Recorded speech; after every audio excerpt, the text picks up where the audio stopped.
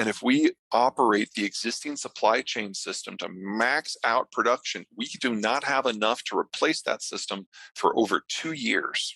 The Stingers are even worse. We've already given the Ukrainians a third of our Stinger stockpile. We don't even have a manufacturing supply chain for those anymore because our army doesn't use it because we have an actual air force. We provide Stingers to third countries that are fighting a different sort of conflict from the kind that we design. Just establishing a new supply chain for a weapon that's basically been decommissioned from the US Army's point of view, that's going to take a year just to get going. So we are looking at the primary weapon systems that we are providing, that the cupboard is going to be bare sometime before the end of this summer, maybe into the fall.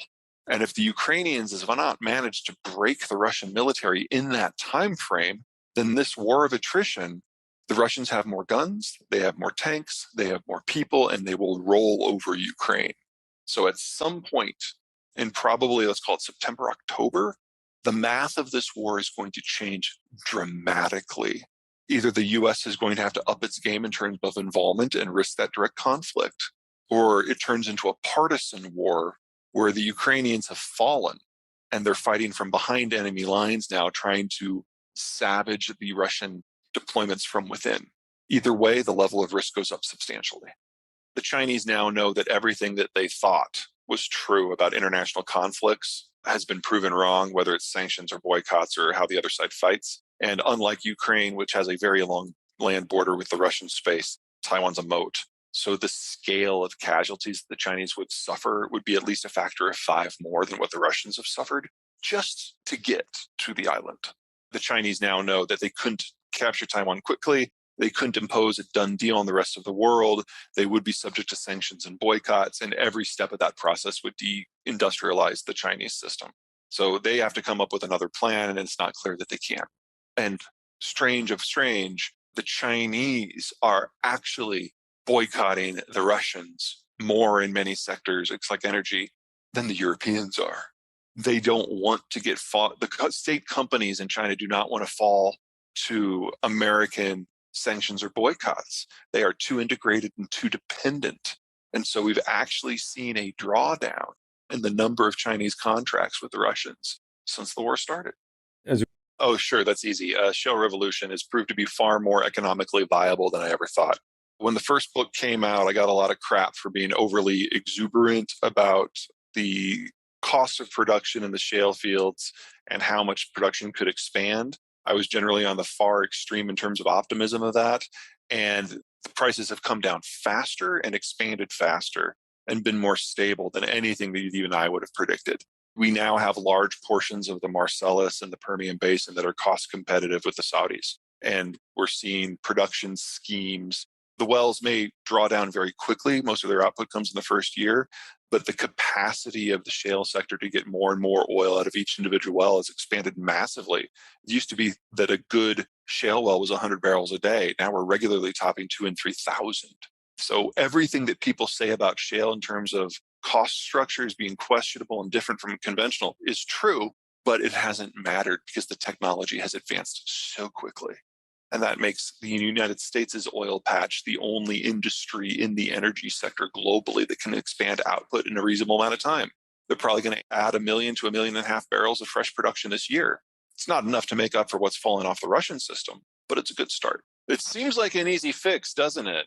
The Europeans have a significant amount of spare nuclear capacity, things that have been mothballed in Germany, for example. I think the person to watch is the German foreign minister, Annalena Baerbock.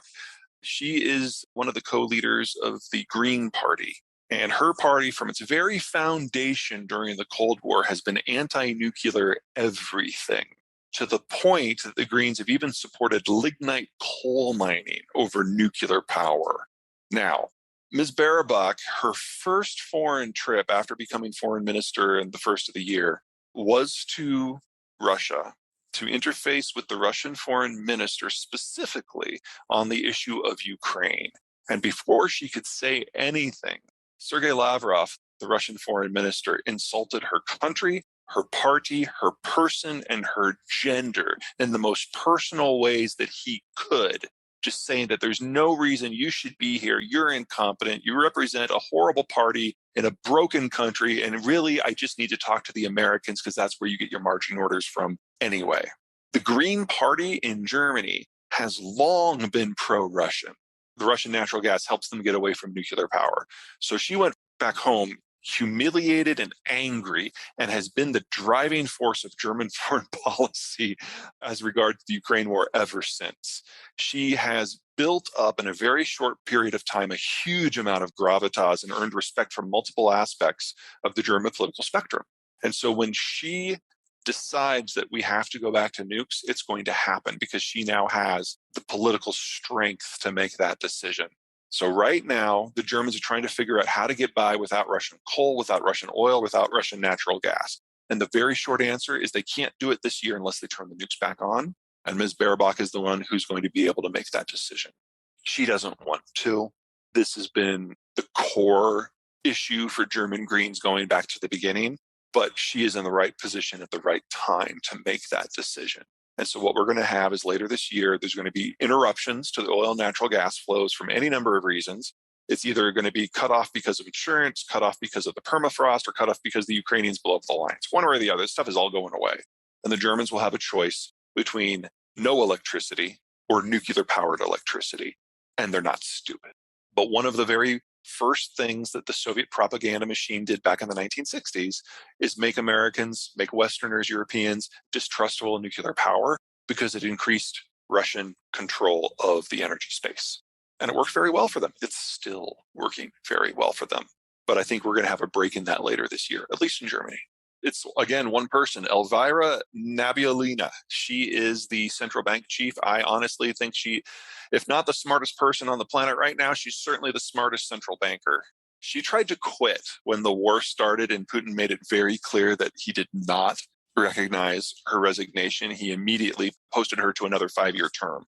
Nabiullina is the person who has had to struggle with an increasingly economically dysfunctional and increasingly nationalist Russia over the last 5 years. And the fact that there has not been a broad-scale economic collapse in Russia is largely at her feet with her policies. Specifically, what's going on now, Ms. Nabiullina has forced every Russian company that exports to put 80% of their currency earnings into the central bank to be converted into rubles, and that full transfer is used to stabilize the ruble. And that is why the ruble, after the initial fall, she put in this policy into place, and it's risen back to pre-war levels and actually a little bit higher. That's because the Russians are spending almost all of their foreign currency to support the ruble. And that works. That keeps inflation under control. It makes the pain of the sanctions a little bit less, but it also means that Russian companies have no spare foreign currency that they need to maintain their operations or expand. So it's kind of a starvation diet in the long run, but for now, it's working. If we remove the United States, I'll give you two, France and Argentina. First, France. France thinks of the European Union as a political project, not an economic one. It's kind of their equivalent of what the US has done with the global order. They maintain a degree of stability. They use it to make a platform that France can project power from, which means if the EU suffers a breakdown, the French never really integrated their economy with it the way that the Dutch or the Germans or the Poles have. And so they won't suffer as much when it falls. But they also have the military, economic, and demographic capacity to dominate most of the countries that they border. Now, there's any number of ways that can go wrong, but the point is that that conflict, that race, that contest is France's to lose.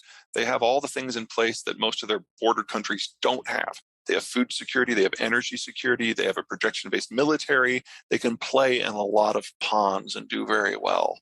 Argentina, second best geography in the world to the United States. Self-sufficient in most of their energy needs, definitely all of their food needs, and they have a very educated population.